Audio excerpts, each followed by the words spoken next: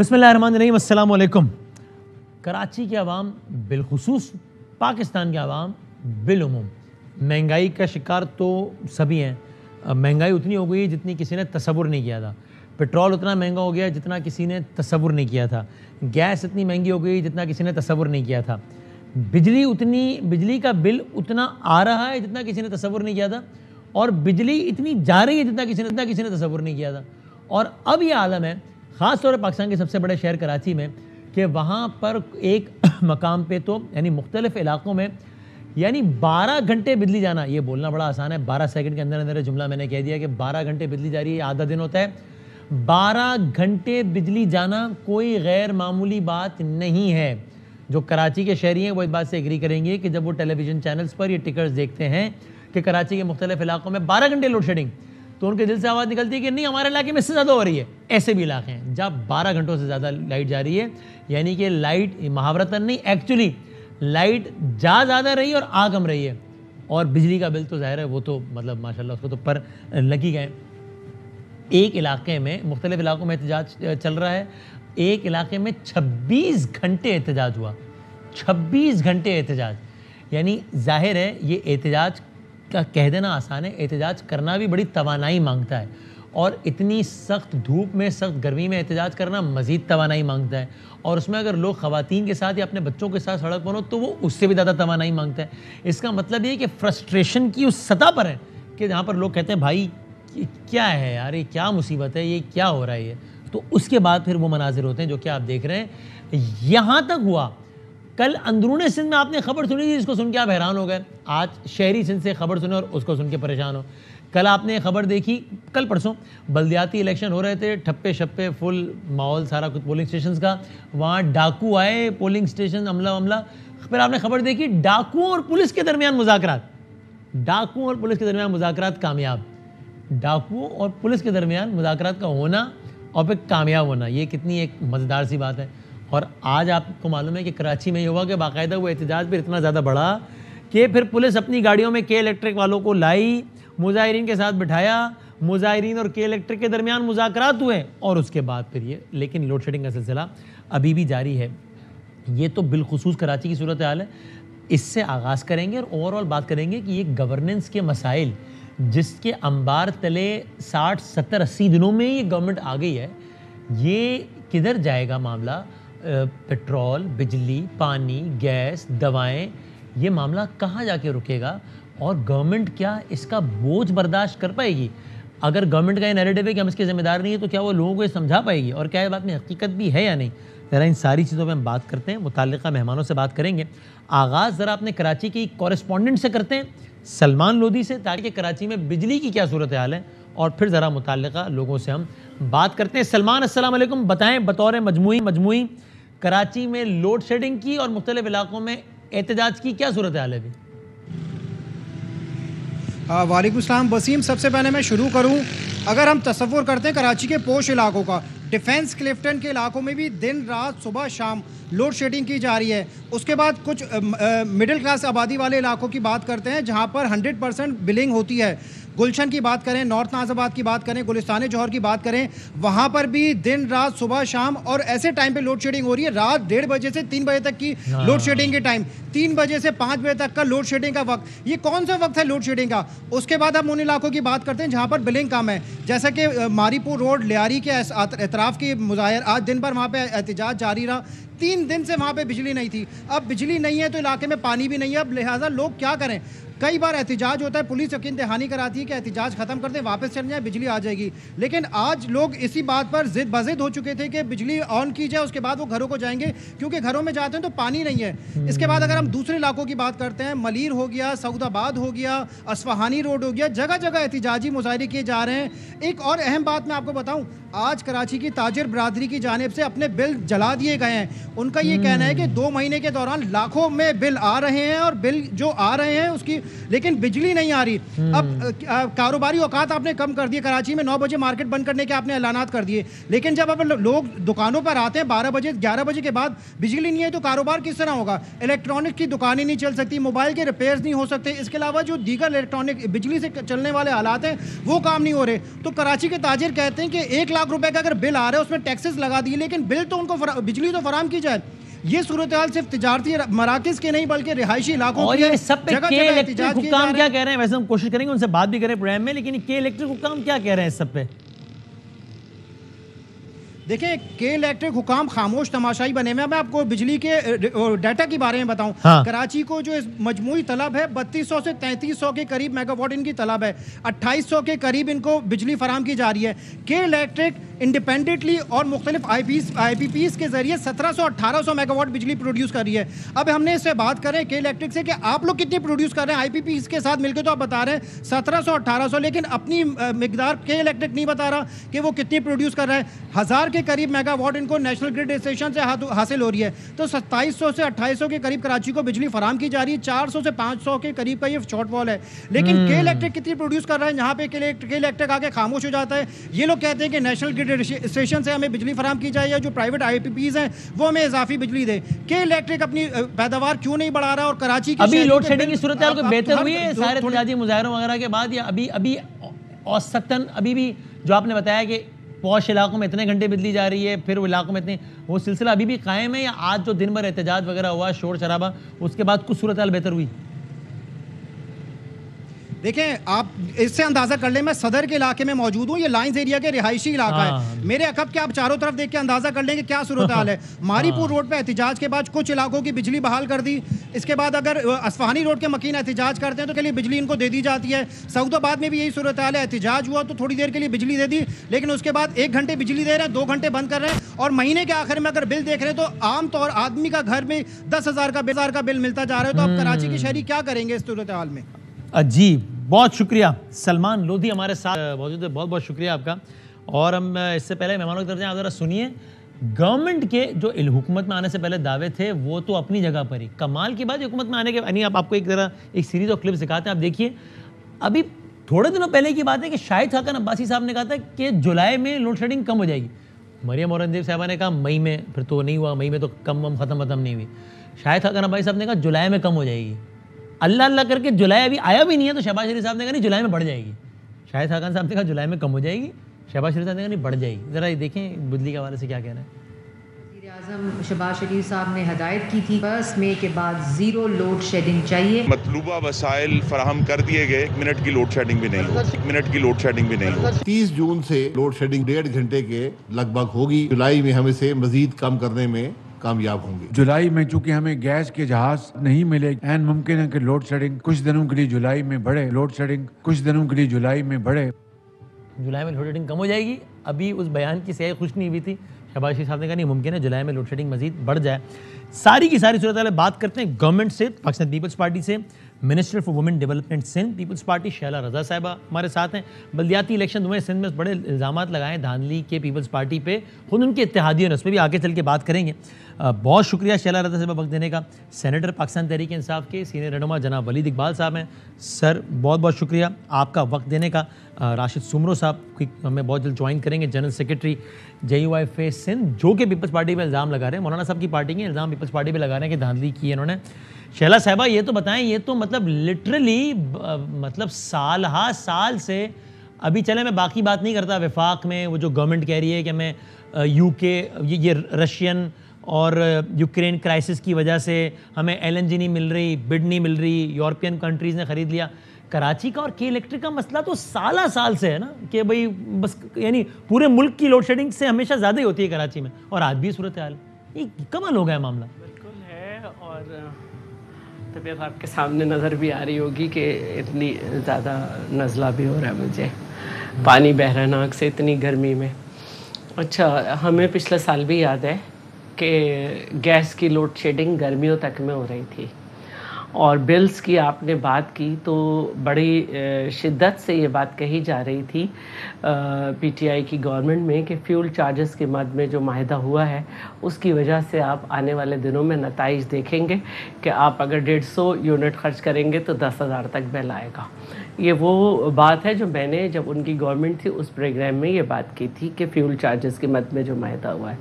अब रही बात कराची की, जो सारे दिन उससे ज़्यादा तो इस हुकूमत के आने के बाद बिजली महंगी हो गई ना, वो तो इमरान खान साहब ने जो किया वो किया। देखिए, बिजली ऐसी चीज़ नहीं है कि पुरानी हुकूमत चुरा के ले जाए या मौजूदा हुकूमत कहीं स्टोर करके रख दे।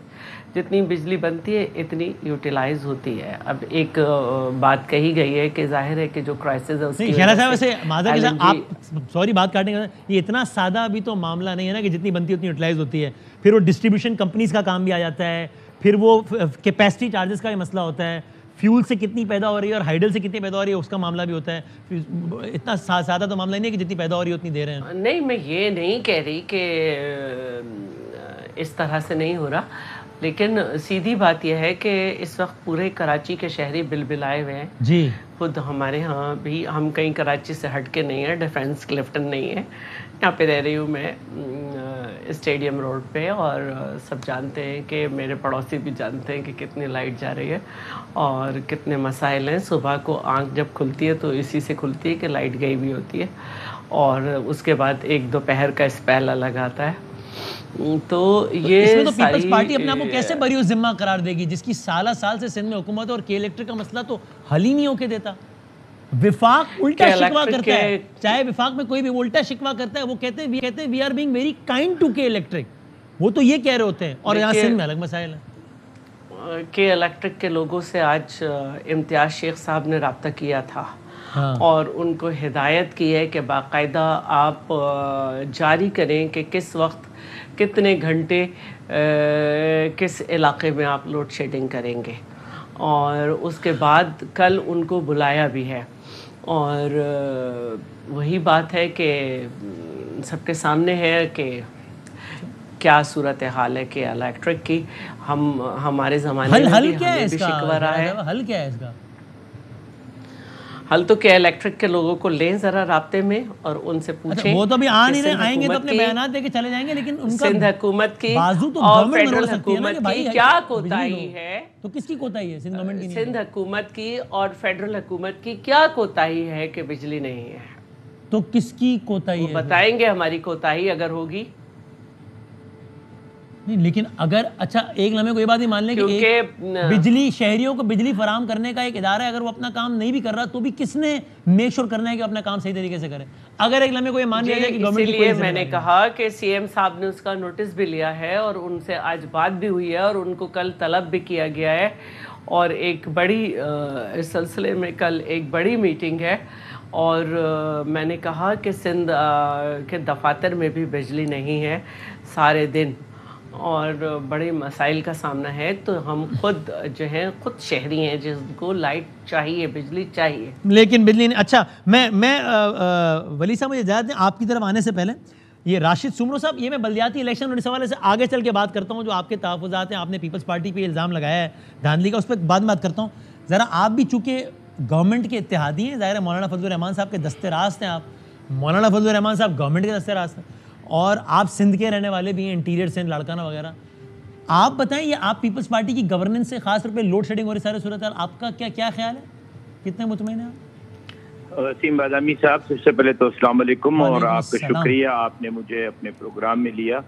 देखें, इस वक्त तो लोड शेडिंग का मसला सिर्फ कराची का मसला नहीं है, पूरे मुल्क का और पूरे सूबे सिंध का मसला है। कराची में तो 200 ऊपर है ना काम, ऊपर ही पूरे मुल्क से ज्यादा है ना कराची में। तो आप लाड़काना की लोड शेडिंग को अगर देख लें तो आपसे कराची की लोड शेडिंग भूल जाएगी। आप नौडेरो की लोड शेडिंग देख लें तो आपको कराची डिफेंस की लोड शेडिंग भूल जाएगी। यहाँ 18 घंटे और 20 घंटे की लोड शेडिंग है 24 घंटे में। तो ये आप इत्तेहादी हुकूमत क्या मेरी क्या कर आज से नहीं है सर, शैला साहबा, सिंध में आपकी गवर्नमेंट भी आज से नहीं है ना, वो भी तो बचपन से है।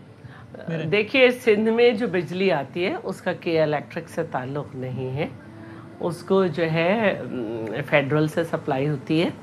और ये जो सिंध की देही सिंध की बिजली की लोड शेडिंग है, राशिद सुमरो साहब बैठे हुए ये बताएंगे कि ये आज का प्रॉब्लम नहीं है। हमने हर हुकूमत में फेडरल हुकूमत से लड़ाई लड़ी है कि देही सिंध के लोगों को भी इंसान समझे। हाँ, ये अलग बात है कि हमने अपने पैसों, अपनी कोशिशों से सिंध हुकूमत ने जो 660 मेगावाट बिजली बनाई है, जिसका यूनिट 4 रुपये या 3.5 रुपये है, वो हमने फैसलाबाद को दिया। बताएं जी राशिद, आप इस बारे में कोई एक कमेंट करना चाहें, कर लें क्विक, फिर मैं वसीम बादामी साहब, शैला रजा साहिबा की बड़ी इज्जत करता हूँ, एहतराम करता हूँ, पुरानी पॉलिटिशियंस हैं।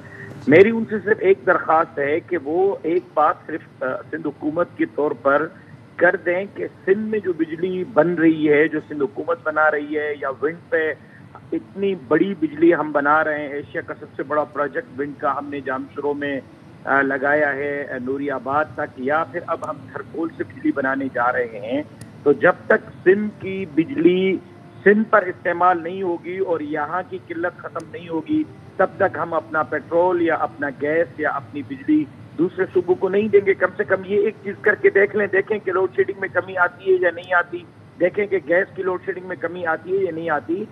सिंध हुकूमत इसमें वो वजह कह रहे हैं कि ये विफाक का मसला है, बिल्कुल दुरुस्त फरमा रही हैं, लेकिन मसला ये है कि सिंध हुकूमत उनसे अपनी बात मनवाने के लिए कितनी संजीदा है। सिर्फ नोटिस लेने से काम नहीं होगा, बल्कि सही आपका पॉइंट आ गया जी। शैला जो कहना चाह रही है, मैंने वली साहब की तरफ जाना है मैंने जी।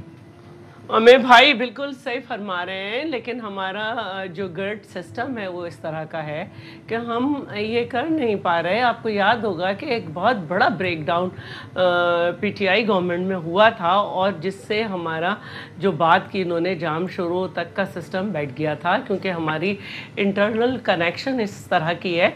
लेकिन हकीकत यह है कि 18वीं तरमीम के बाद सूबे 50 मेगावाट से ज़्यादा बिजली बना सकते हैं। सिंध वाहिद है जो सबसे ज्यादा बिजली बना रहा है। नूरियाबाद से भी जो बिजली बनती है वो 100 मेगावाट यहाँ बनती है। 700 किलोमीटर से ज्यादा की ट्रांसमिशन लाइन सिंध ने बिछाई है। आवाम को तो बिजली घरों में चाहिए ना, वो तो अब क्या, अब इसमें तो यही सोच रहा ना कि भाई इतनी बन रही है तो अब मैं कज बहसी में नहीं जा सकती, लेकिन 660 मेगावाट फैसलाबाद को दे रहे हैं। नूरियाबाद में जो बन रही है वो 100 मेगावाट यहाँ बन रही है। सिंध में झिमपीर जो है विंडी एरिया है पाकिस्तान का, वहाँ पे ऑल्टरनेटिव प्लांट लगे हुए हैं एनर्जी के, वो भी ग्रिड स्टेशन में जा रही है। सही है। अब तकसीम तो अंदरूनी सिंध के अवाम भी करनी पड़ेगी, इन स्टैटिस्टिक्स से गुजारा करें फिलहाल। फिलहाल वो सिंध के अवाम इन आदाद शुमार से गुजारा करें अभी कि देखो इतनी पैदा हो रही है फैसलाबाद जा रही है। ठीक, बिल्कुल सही। अभी फिलहाल इन्हीं आदाद शुमार से गुजारा करें, अभी कुछ नहीं होता।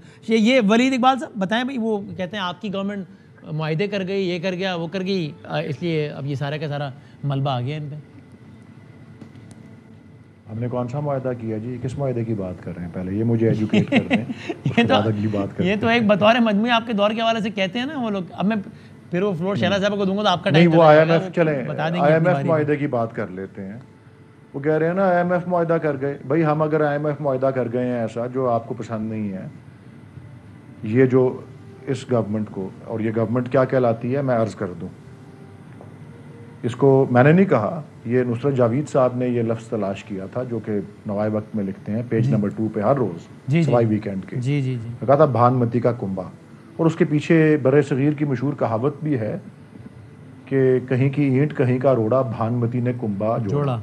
तिनका तिनका थोड़ा थोड़ा भानमती ने कुंबा जोड़ा। इस भानमती के कुंबे ने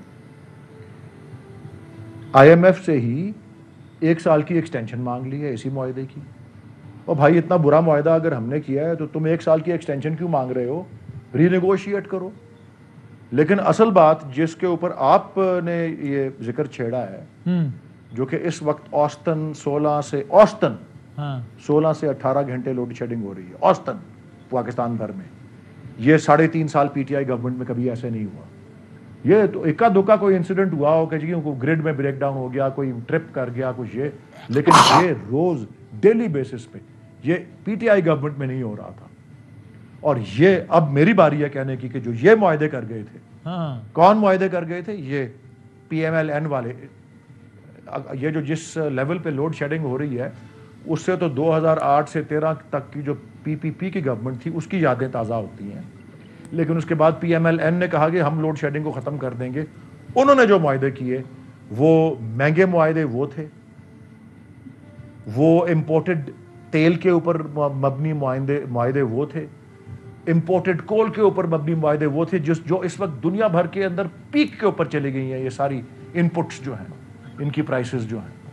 तो ये मुआहदे तो खुद करके गए थे, ये जो भानुमती का कुंभार है, आपने अपने दौर में ये एनर्जी मिक्स को चेंज किया था आपने अपने दौर में, ताकि इन चीज़ों पर इन्हिसार कम हो जो कि बाहर से आती हैं, जिसकी वजह से इंपोर्ट बिल बढ़ जाता है और मसाइल हो पाते हैं।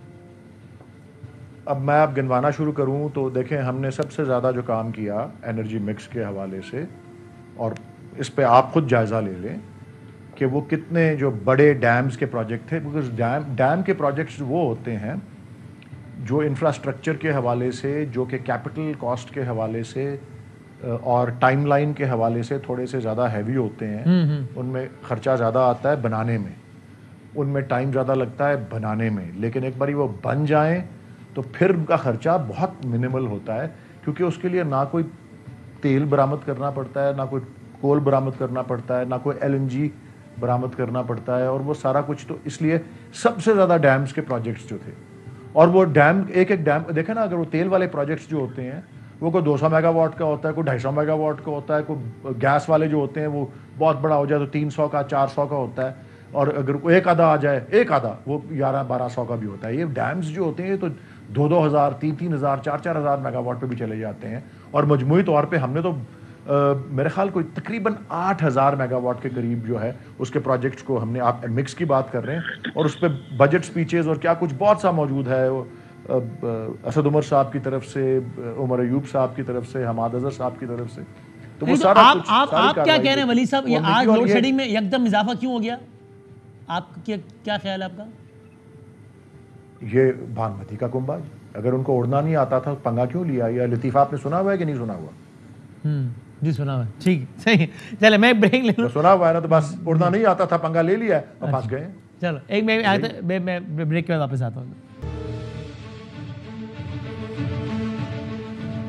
खुश आमदीद कहते हैं आपको एक बार फिर। अब पाकिस्तान में इलेक्शंस का मौसम है, अभी आम इंतखाबात तो देखते हैं कब होते हैं, लेकिन यहाँ इंटीरियर सिंध में ज़िमनी इलेक्शन हुए, कराची हैदराबाद में ज़िमनी इलेक्शन होने हैं, कराची में एक नशिस्त पे ज़िमनी हुआ, नेशनल असम्बली की एक और नशिस्त पे होना है, स्वात में एक नशिस्त पे ज़िमनी हुआ, पंजाब में 20 नशिस्तों में ज़िमनी इलेक्शन होने। कराची में बड़ी दिलचस्प सूरत हाल है, यानी कि इंटीरियर सिंध में, पूरे सिंध में समझ लिया, जहाँ बल्दियाती इलेक्शन हुआ उसका पहला मरहला हुआ, और इसमें पीपल्स पार्टी ने बड़ी अक्सरियत से वो सारे का सारा वो सारी की सारी सीट जीत ली। लेकिन पीपल्स पार्टी पर धांधली के इल्ज़ाम किसी और ने नहीं लगाए, बल्कि ख़ुद उनके इत्तेहादियों ने लगाए, MQM ने लगाए, खुद मौलाना फजल रहमान साहब की जमात ने लगाए, राशिद सुमरो साहब ने लगाए। राशिद सुमरो साहब ने बल्कि बड़े सख्त तैश में ये इन अल्फाज में इल्ज़ाम धरा पाकिस्तान पीपल्स पार्टी पे, ये कहा उन्होंने। अब ये बहुत इंटरेस्टिंग है, इसलिए कि सुमरो साहब कह रहे हैं जो कि मौलाना साहब की जमात के हैं, जिन्होंने जरदारी साहब को कन्विंस करके इस गवर्नमेंट में लाए हैं जो, और ताकि इमरान खान साहब की गवर्नमेंट से उनके मुताबिक उनकी जान छूटे, और अब उनकी जमात ये कह रही है। मैं पूछता हूँ सुमरो साहब से, जो रब्ता हम कर रहे हैं वो जरा हाईवे पर है तो सिग्नल नहीं आ रहा, तब तक मैं ज़रा आप ये तो बता दें वलीद इकबाल साहब, आगे पंजाब में भी इलेक्शन है, लाहौर में 4 सीटों पर इलेक्शन है, अलीम खान साहब की नशिस्त पे इलेक्शन हो रहा है, ओन चौधरी साहब के भाई की नशिस्त पे इलेक्शन हो रहा है ज़िमनी, नज़ीर चौहान साहब की नशिस्त है 167, और एक और है। तो क्या है इरादे, क्या तैयारी है, क्या रिजल्ट है? वो एक और है, वो असद खोखर साहब। हाँ, मुकाबला सख्त है कि लोटा आजम कौन है और लोटा सानी कौन है, और थर्ड और फोर्थ कौन है। बट ये है कि बिल्कुल पंजाब में इलेक्शन हो रहा है। लेकिन मैं पहले, क्योंकि मैं लाताल्लुकी का इजहार अपने वक्फे में कहा था, कोई किसी शेर मिसरे के ऊपर के मैंने लाताल्लुकी कर दी, मैं सिंध के बल्दियाती इलेक्शन से लाताल्लुकी का इजहार बिल्कुल नहीं करना चाहता। मुझे 2-3 जुमले उसके 2-3 जुमले मुझे दे दें। गुज़िश्ता रोज का, येस्टरडे का, यानी मंडे का डॉन उठा के देख लें। ये मतलब नेशनल अखबार है, लेकिन ऑब्वियसली वो कराची में हेडक्वार्टर्ड है और सिंध से उसका बहुत पुराना ताल्लुक है। कायद आज़म की कहने पे बनाया गया और सारा कुछ, और वो उसको शुरू किया गया। सही है। दूसरे सफ़े पे लिखा हुआ है कि 8 हेडलाइन पढ़ देता हूँ, मैंने अभी नहीं पढ़ रहा, याद है मुझे। 8 major parties reject the results of the Sindh local bodies elections. और 8 मेजर पार्टीज में गिनवा देता हूँ, पाकिस्तान तहरीक इंसाफ है, MQM पाकिस्तान है, सरजमीन पार्टी है, उसमें JUIF है, उसमें ग्रैंड डेमोक्रेटिक अलायंस GDA है, और उसमें दीगर भी हैं 5, 6, 7, 8, टोटल 8। सही है, छोटी मोटी नहीं, 8 मेजर पार्टीज। मुझे अब अंदाज़ा नहीं है ऐसी ठीक से, चले इतनी लाताल्लुकी मैं कर देता हूँ और लाइल्मी का इजहार कर देता हूँ कि कुल नशिस्तें कितनी थी जिन पे इलेक्शन हुए। लेकिन बहुत सारी थी, कलम ने सारा नंबर भी बताया था, यानी और अक्सरियत पीपल्स पार्टी मैंने नंबर सुना है। हाँ। ये मेरी अर्ज सुन लें, जरा इस पे गौर कीजिएगा। मैंने ये नंबर सुना है कि 900 है नशिस्तें, आई थिंक टाउन और म्युनिसिपल मिला के बिला मुकाबला। अच्छा, हाँ, वो 800 कुछ है, 850 पौने 900 कुछ है, बिल्कुल 800 कुछ 900 के करीब नशिस्तें। हाँ, ऐसा ही है। वसीम बदामी साहब 1977 का इलेक्शन जो है वो याद आने लग पड़ता है।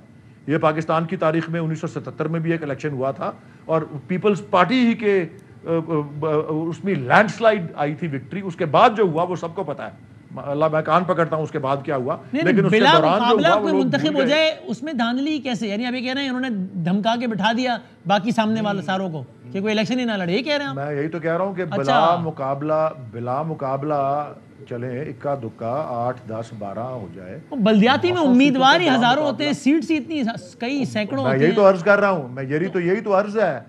ये बिल्कुल बोगस और फ्रॉड इलेक्शन है। मैं ये सिर्फ कहना चाहता हूँ, ये एक दलील उसकी काफी है। अच्छा। और 1977 के इलेक्शन, मैं तो कह रहा हूँ ना, 1977 के इलेक्शन के बाद जो हुआ उसकी वजह से वो लोग भूल गए वो कि उसके अंदर क्या हुआ था। आप उस वक्त की किताबें खोल के देखें, इलेक्शन कमीशन के फैसले खोल के देखें, मतलब खेतों के अंदर वोट पाए गए थे, बोरियों के अंदर वोट निकले थे, क्या कुछ हुआ था उस वक्त, क्या कुछ नहीं हुआ था उस वक्त। मैं कहता हूँ कान तो बाद में पकड़ते हैं, उसके बाद जनरल जिया ने पाकिस्तान के साथ क्या किया, लेकिन वो तोहफा भी तो जुल्फिकार अली भुट्टो ने दिया था। चलो पॉइंट टेकन, इस पे शैला साहब जवाब देंगी। अब मैं राशिद साहब आप हैं हमारे साथ। आरटीएस बिठाकर जनरल जहीर इस्लाम के पूरी तकरीर के बाद हमें बताया जा रहा है कि पार्टियां क्या हैं, हमें बताया जा रहा है इलेक्शन कैसे होते हैं। आपके यहाँ एएनपी की सीट खाली हो, उस पे पीटीआई जीत जाए तो 18 के इलेक्शन का नतीजा ये भानमती का मैंने आपके बाद दरमियान नहीं बोली हूँ, मैं आपकी बात के दरमियान नहीं बोली हूँ। वसीम साहब इन्हें कंट्रोल करें जी आप, वरना फिर आप इन्हीं से प्रोग्राम नहीं, मैं आउट ऑफ कंट्रोल हूँ, मैं आज आउट ऑफ कंट्रोल हूँ।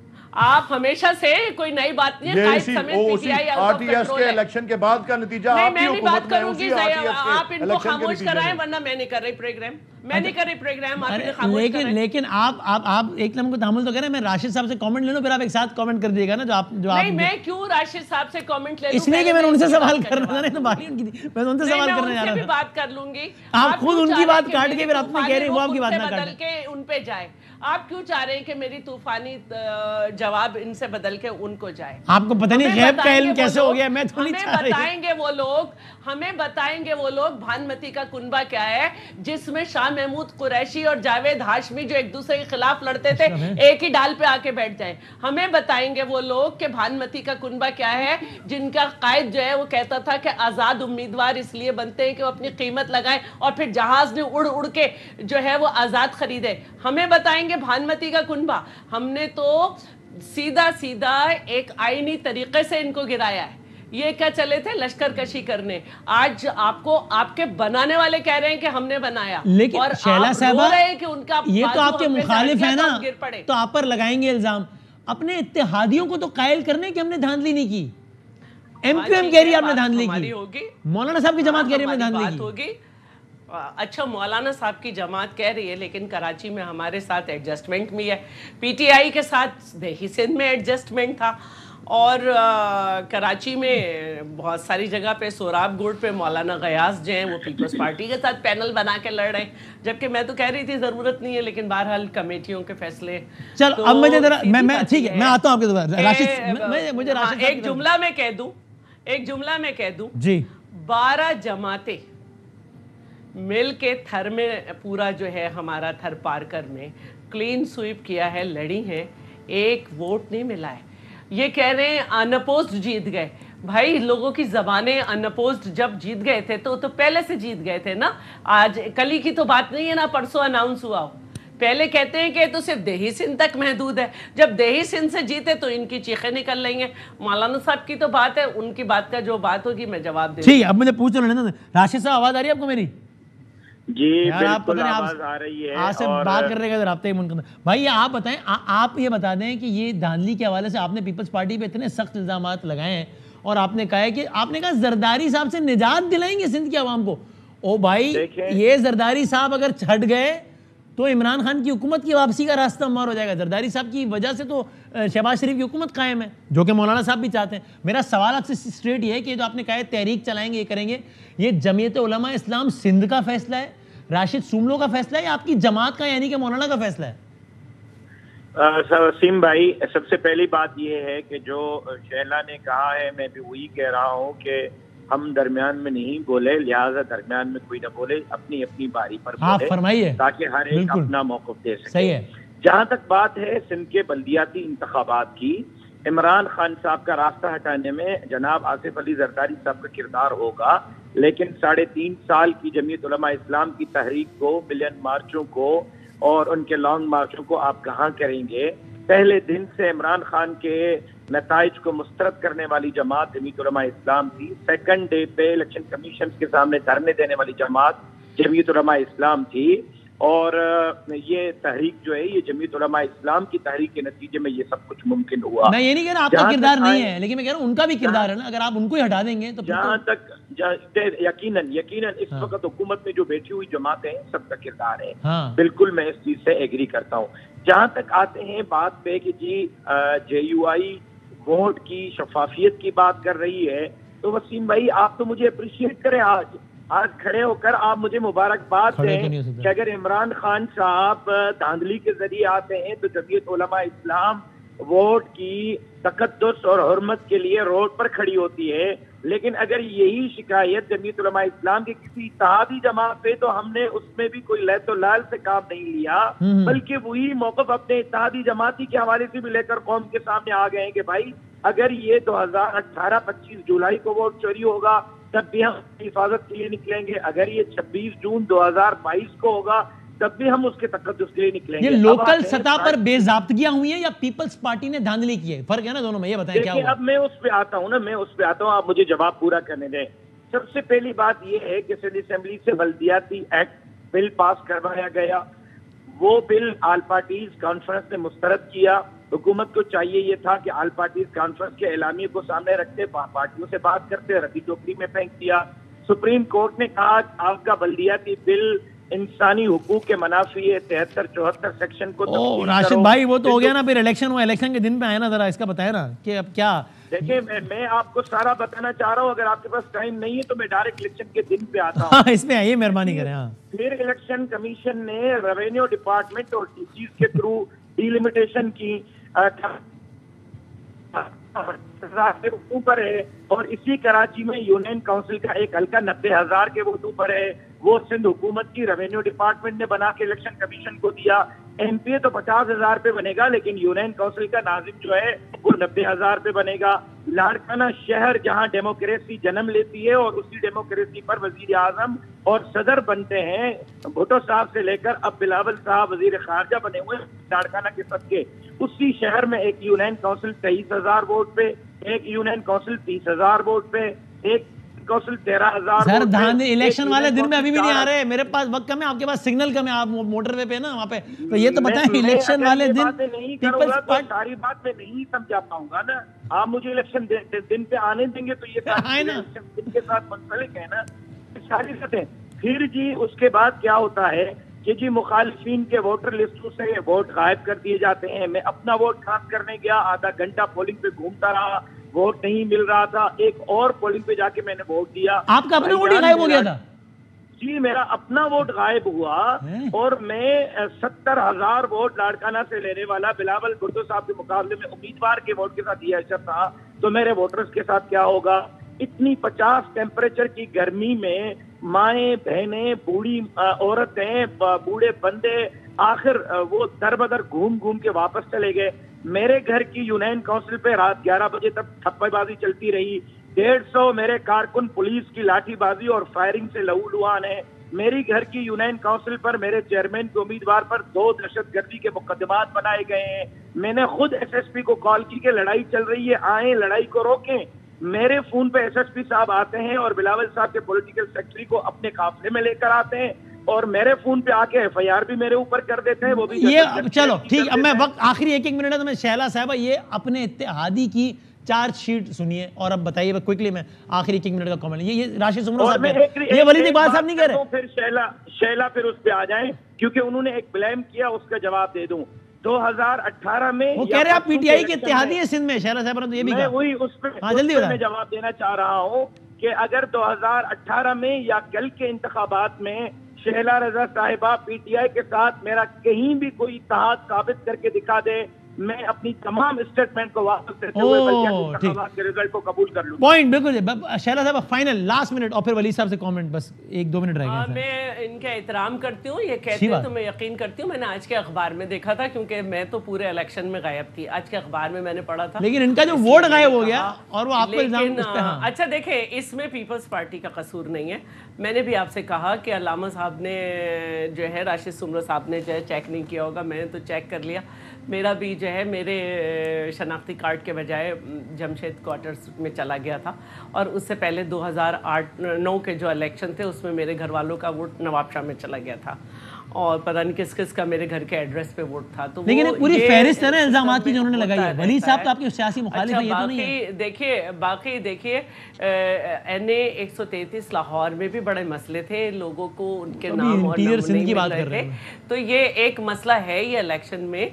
और ये अभी NA 240 का जो इलेक्शन हुआ जिसमें पीपल्स पार्टी चौथे नंबर पर आई, और PSP और TLP में बड़े ऑटोमेटिक वेपन्स इस्तेमाल हुए, वहाँ पर भी लोगों के नाम जो थे वो फहरिस्त में जहाँ वो पहुँच रहे थे वहाँ पे अच्छा आपका थे। तो ये एक आ रहा है मसला, लेकिन ये इलेक्शन कमीशन की शिकायत है। चलो मैं ठीक है, पॉइंट है, मुझे वक्त मैं आखिरी कमेंट में वलीद साहब से ले लूंगा। बाकी जो है वो झगड़े होते रहते हैं, उसको गवर्नमेंट ने रोकना होता है, यहाँ तो गवर्नमेंट पे हिस्सादार बनने का करना चाहिए, कम से कम वली साहब लाहौर की 4 में से कितनी नशिस्तें जीत रहे हैं बताएं। पास हो रहा था, गवर्नमेंट यहाँ लगी हुई थी, गवर्नमेंट यहाँ लगी हुई थी, लोग वहाँ लगे हुए थे, ठप्पों की वीडियोस आ रही हैं, ऐसे ठप्पे मारे लो।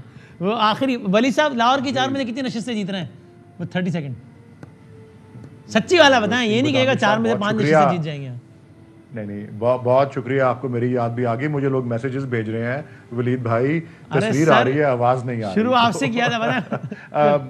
Final sir 30 second. 2 बातें करूंगा, 2 बातें। जल्दी से 30 सेकंड है। 2 बातें करूंगा। नंबर 1 कि सिंध PPP का स्ट्रांग होल्ड है ना, वहां देख ले 900 नशिस्तों पे अनअपोज्ड हुए।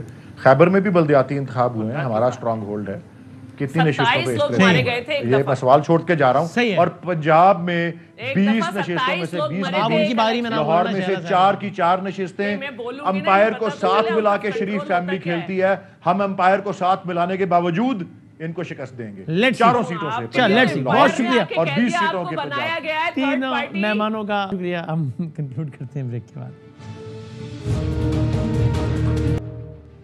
इंतखाबी सियासत अभी पाकिस्तान में होनी और सारे का सारा मंजरनामा बता रहा है कि आने वाले कुछ महीनों में हर हारने वाले पे, हर जीतने वाले में भरपूर इल्ज़ाम लगाना है जीतने वाले पर, और अल्लाह ना करे लेकिन बज़ाहिर कोई बहुत ज़्यादा पुरअमन इंतखाबात होते भी नज़र नहीं आते।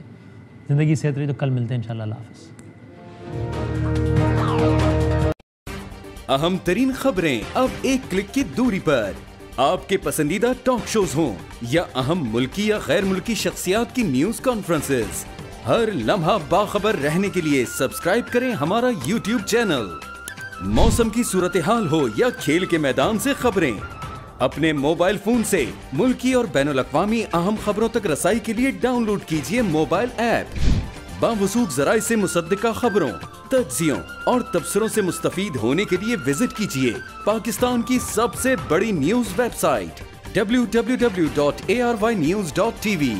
इन सब के अलावा पाकिस्तान का सबसे बड़ा फेसबुक पेज हो, सबसे बड़ा न्यूज़ इंस्टाग्राम अकाउंट या फिर ट्विटर, ARY न्यूज़ पहुंचा रहा है खबरें सबसे पहले आप तक, ताकि आप रहें हर लम्हा बाखबर।